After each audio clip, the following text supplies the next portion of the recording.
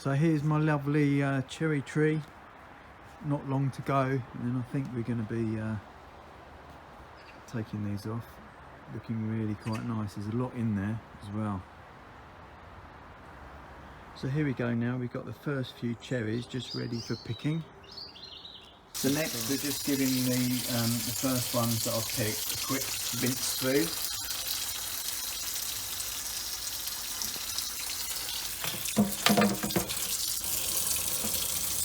So that's the first lot of cherries all bagged up, just over 3/4 of a kilogram, washed, bagged, and now they go straight into the freezer.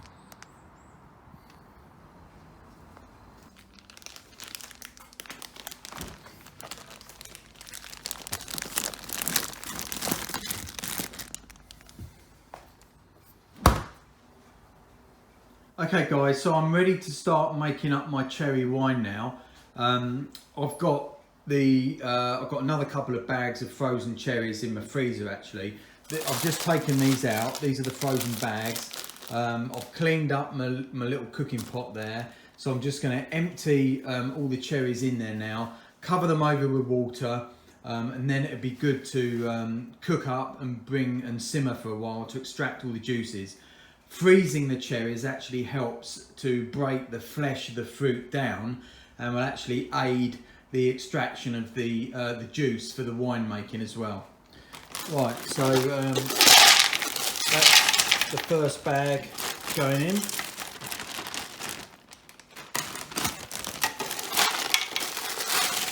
The second bag going in. What I will do as well, guys, is I'm going to create a little sheet of the ingredients and the method that I'm going to use for making this wine, and I'm happy to share that with all of you, okay?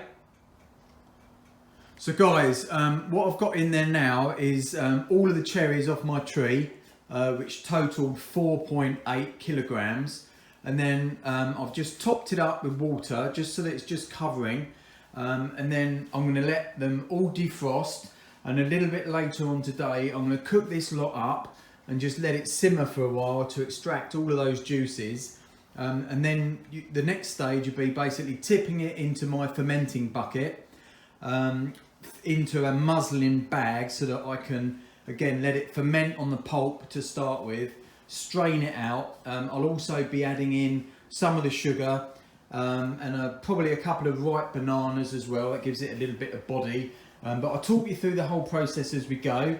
That's it for now. I'm going to leave that for a few hours because all the cherries were frozen. That'll help them all to defrost down quite nicely before I give it a bit of a cook. Okay, cheers.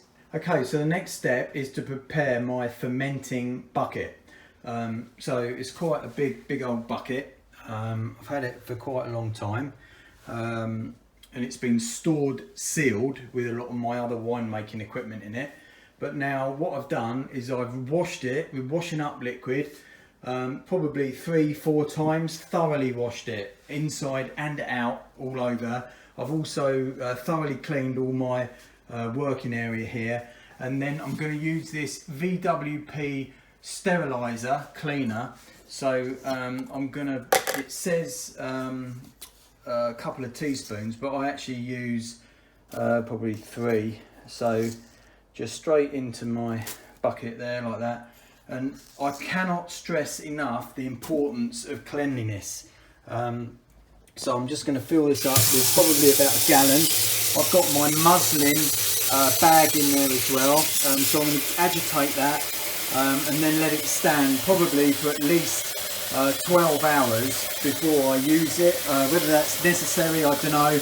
But I'm just really careful with being fully clean with everything. So that's what I do to clean my fermenting bucket. Okay, so I've had to decant the cherries into 2 pots. I've now got it on the boil.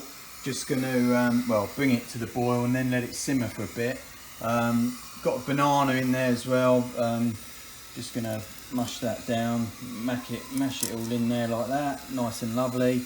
All helps to add flavour. Don't forget, clean everything, clean hands all the time, keep everything nice and pristine.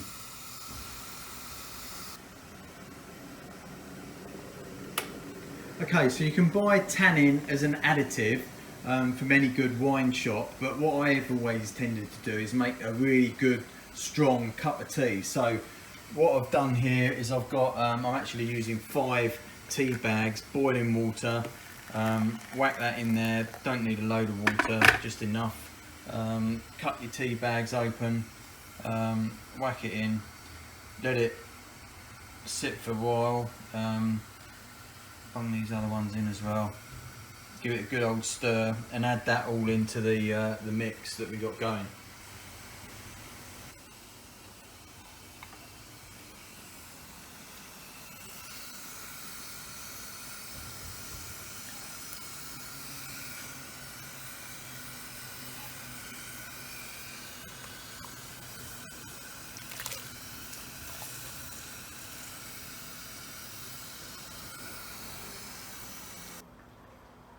So guys, I reckon I'm going to be making at least 3 gallons of wine out of this lot, out of my cherries. So I've just at the moment just got all of that stuff on the boil, simmering away there. I'm going to put some sugar in, but I'm just going to go with probably 750 mils, or yeah, 750 to start with. Because I think there's quite a lot of natural sweetness, and I will be measuring properly with my hydrometer before I finalise the sugar content and start the fermentation. Alright, okay, so what we're going to do, I'm going to put some Camden tablets in now. So I've got about 3 gallons here, so I'm going to take 3 Camden tablets. I'm going to do one at a time on the spoon there, so you just a couple of spoons, crush them up. Oh, get that in there. Probably I might even do a 4th one as I've busted it. 2, 3, and then this will hopefully stop any nasty bits and bobs because it's fresh fruit, well, frozen boiled fruit I've used. So that's a 4th one going in, just kill off any sort of yeasts and enzymes we don't want in there. And then as you can see here, I'm almost up to 15 litres, 3 gallons, so I reckon I'll end up making 3 gallons out of this batch. Alright, cool. Okay, I'm going to be adding 2 teaspoons full of citric acid into this batch, which, as I say, is going to end up making about 3 gallons. So let's put this in.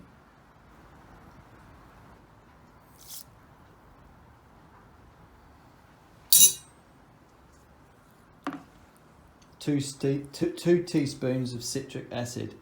What I've got in there as well is I put all of the cherries and the pits and everything. It's all in there, the whole fruit, flesh, juice, etc. Everything in a muslin bag as well, so it's easy to extract a bit later on.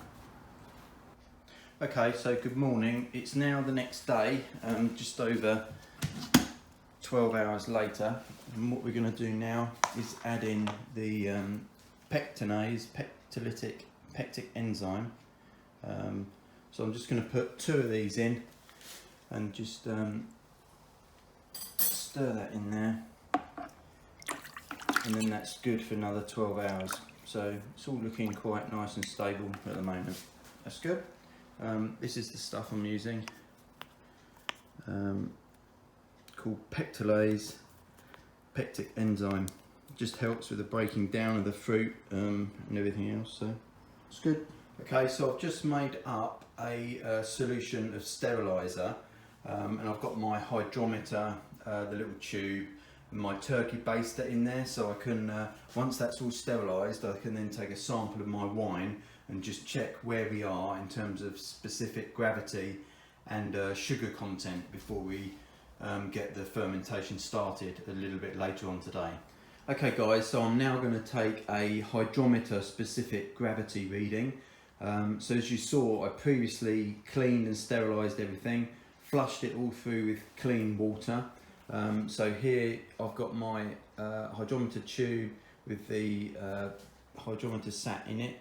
You just need to be very careful of this because it's obviously glass. So don't drop it in there because you can easily smash the bottom of it. And then what I do is in here, I've got myself my sterilised turkey baster. Just squeeze the top like that. Get yourself a nice sample, and we're going to try and get that over there without spilling too much. It's difficult doing it one-handed. I normally, right, here we go. So we're going to go into there and just get. It's difficult holding the camera at the same time, so we need a bit more. Okay, until we get the glass hydrometer to float, but I don't want to knock this over, I really don't. Another one. And I try to only allow that bucket, my fermenting bucket, to be open for minimum amount of time. Right, it's coming up now. I will do just a little bit more. Right. And because it's all sterilised, I can put this back in again. Right, that's that done. Okay, so we're going to go in for the reading now. I mean, it's going to be really difficult for you guys to see this on here, but I've measured this and I think it's at 1.105. So what you just give it a little touch, see it floating like that,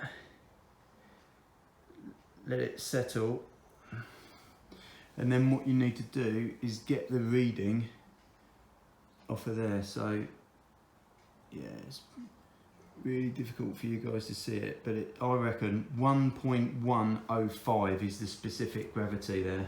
Okay, so here's my calculation. 1.105 as read off of my hydrometer. I've got to allow for a little bit of temperature compensation as well. I mean, to the temperature right now here, it is actually very hot for the UK. So my overall total start specific gravity is 1.1082. And then if I look at I've got a little chart here as well, 1.1, so I'm looking at potentially about 15% wine if I ferment it dry, which is what I'll be aiming to do. In the past I have run a lot higher percentages, but I think I'm going to try and really get this out dry this time. Okay guys, so I'm just making up my yeast starter now. I've got a small amount of the juice out of my plastic fermenting bin. I've topped it up with cooled boiled water. I've added in just about a half a teaspoon of yeast nutrient and salts and whatever else, energizer, to get the yeast really going nicely. I'm using Gervin GV4 high alcohol wine yeast, low foam, very tolerant, and this can in theory go up to, I think it gives the percentage somewhere, 21% or something ridiculous. Anyway, what I've done, I've got 2 packets, opened both of them, put half in here, and I've stirred it in, right, and then the other half, all I do is just tip it on the top, and that's it. I'm going to leave that on the top like that, okay, and then I'll cover it over with a tea towel, put it in a warm place, and that's it for a good I don't know, 6-8 hours, something like that, before I pitch it into the rest of the wine to get it going. Good morning. So we've got another day upon us now, and it's time to pitch the yeast in. So we're just taking a look at where we've gotten to. All looking very nice and active in there. So what I'm going to do, get this opened up. Just going to give this a little bit of a stir to start with.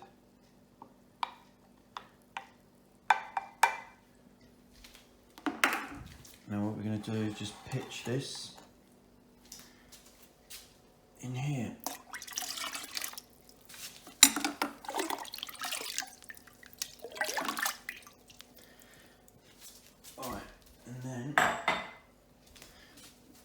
stir that in. And that's it. We'll come back and check on that later. Okay, so it's a few more hours further on. Let's just take a look in the fermenting bucket just to see how things are doing.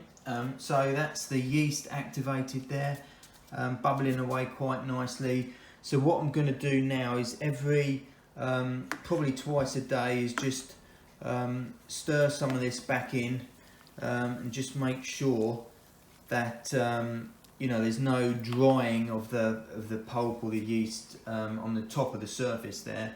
So that's all quite nicely fermenting away. And we come back a bit later on in the whole process when we're nearing the end of this first stage. All right, cool. If they're the wrong size, they won't fit in the packets, and the whole batch will be recycled as added. It fits in there, the biscuit size is too small. I don't know. This is the snack punch test, which checks the biscuits are the correct thickness. What level should the 18 biscuits be? Okay, hello. So primary fermentation has been running for 2 days now, and I had previously calculated from the specific gravity that it's going to end up with about 15% wine, but I wanted to boost it up a bit, so I used this chapitalization calculator to work out that if I add another 500 grams of sugar and make a 2-gallon batch, then it'll bring the finished alcohol content up to about 19%. So that's what I've done. I've made a sugar solution here that's cooled and boiled now. So that's in there. And then if we come just over here, this is the wine that's fermenting. Well, not wine, it's going to become wine. But so if you can just look in there, that's fermenting away quite nicely. As I say, 2 days in. So I can't take another specific gravity reading now because some of the sugar will have turned to alcohol already. So anyway, I've done that back calculation to work it out. Here's the new sugar solution going in, and that's 500 grams of sugar. So I'm just going to pour that in there, stir it in like that, and that should be all good. And let's just have a look at the level here. So yeah, I reckon I'm going to get 2 gallons out of that. I mean, I've got to strain, take this pulp out. This is all the pulp. In the next couple of days, I will take that off, take that out, and that'll be done. Okay, that's it. See you again. So good news, we're now at a specific gravity reading of 1.03, as you can see here. So you just tap the top and then give it a bit of a spin, make sure there's no bubbles on it. 1.03, so we actually started off at 1.1, which is way up here somewhere, but now we're right down here. So we can now, in theory, rack this off into the secondary fermentation, into the demijohns. So that's exactly what I'm going to do. I'm going to start by straining off the pulp, and you'll see how we do that. Okay.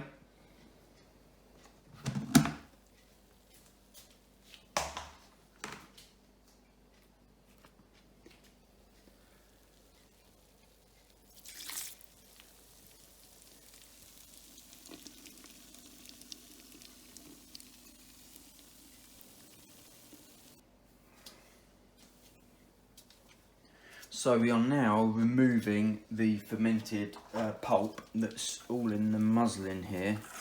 As you can see, I want to squeeze out as much as I can from this because you don't want to lose any of that lovely juice.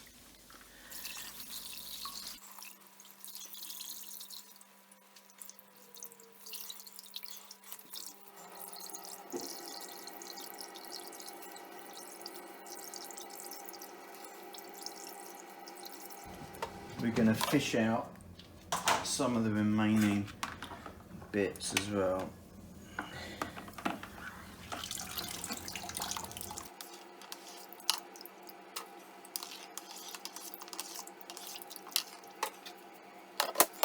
here you can now see that I'm prepping up for the second stage of fermentation. So I've basically got my 3 demijohns. I'm making 2 gallons, but when I go from primary to secondary initially, I'm going to fill these only probably to about 3/4 full, because the yeast is still very active, so I will get a really big sort of head created as the tail end of sort of the initial fermentation. So I'm going to have 2 gallons effectively, well probably over 2 gallons, but split across the 3 demijohns to start with, and then during the course of the secondary fermentation I will slowly transfer so that I only end up with the 2 demijohns worth of wine, which will be like fully filled to the top. You'll see as we go through the process.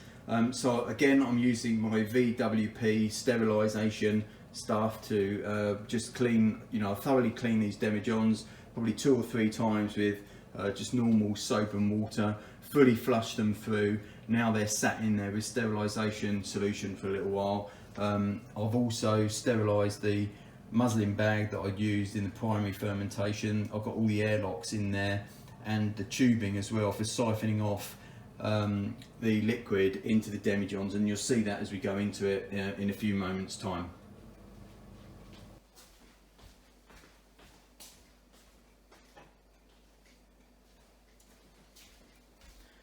We are now about to start siphoning into the demijohns. So again, everything off camera that you won't have seen is like sterilising everything, being really clean, absolutely essential for all of this. So I've got a tube that's all cleaned as well. My fermentation must is in here, and I'm now going to transfer into the demijohns.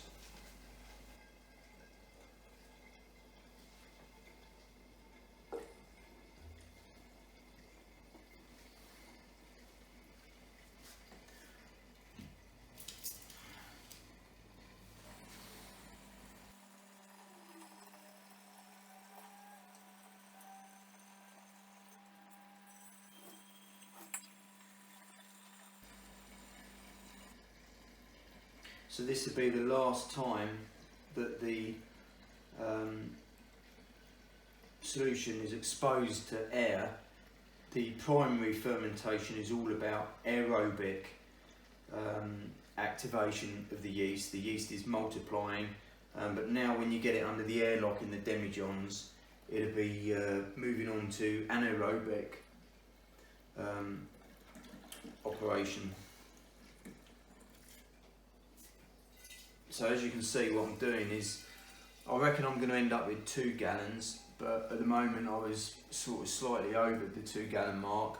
Going to split it across the 3 demijohns, because I expect in the early stages this is all to foam up again as the yeast is multiplying and stabilising. There's still a lot of sugar in the solution at the moment because we were at a specific gravity of 1.03. So there's still some sugar and still some fermentation to alcohol to go yet. What I'll do as well is with the final little bit in here, I'll just pour it in. I've got a funnel that I've sterilised as well. So that'll be going straight in there.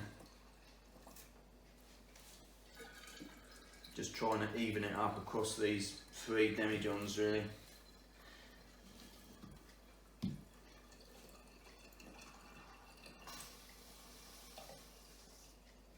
There we go. So I'll put the rest in using my funnel. I'll do that off camera again.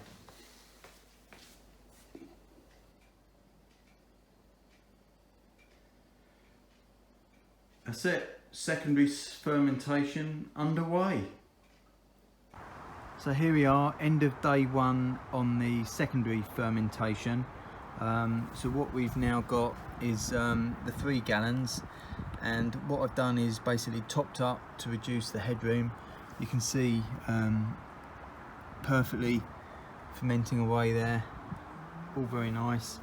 So we've got batch 20, which is cherries and banana, batch 21, cherries and banana, and batch 22, I use this one basically to top up the headroom, reduce the headroom on the others, and then basically put in some strawberry juice in this one as well. So we've got a second, type going on here now, cherries and strawberry. But yeah, all looking good, and very pleased with how it's progressing so far.